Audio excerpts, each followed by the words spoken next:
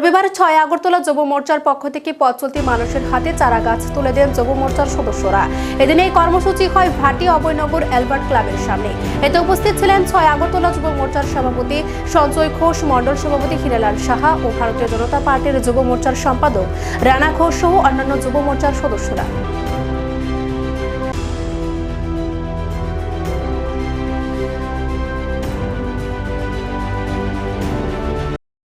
যুব মোর্চা রাজ্যের মানুষের কাছে দায়বদ্ধ, জনগণের কাছে দায়বদ্ধ।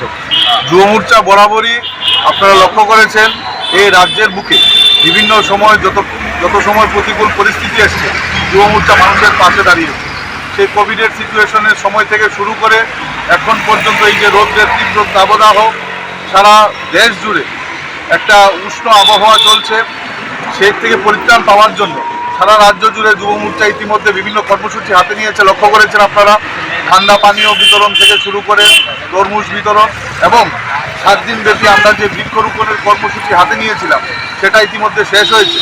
কিন্তু আমাদের বার্তা যে এই 7 দিনের পরেও এই রাজ্যকে আমরা সবুজ ত্রিপুরা, একটা নির্মূল ত্রিপুরা রাজ্য যতদিন পর্যন্ত না বানাই আমাদের এই কর্মসূচি চলবে।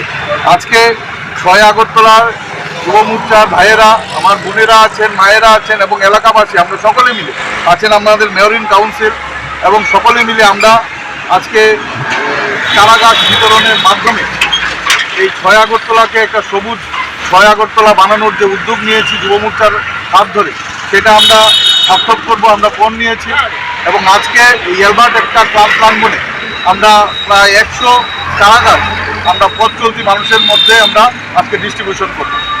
এরকম কর্মসূচি আগামী দিনে চালু থাকবে? অবশ্যই আমাদের কর্মসূচি রাজ্য জুড়ে চলছে, আমরা ইতিমধ্যে আপনারা দেখেছি।